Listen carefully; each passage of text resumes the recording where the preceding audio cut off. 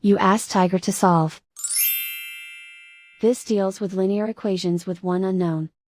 The final result is m equals -4/3. Let's solve it step by step. Simplify the expression. Group like terms.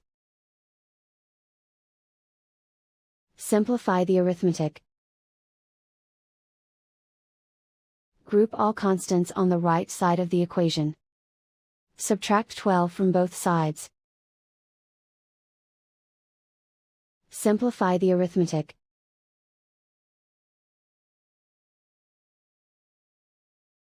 Isolate the m.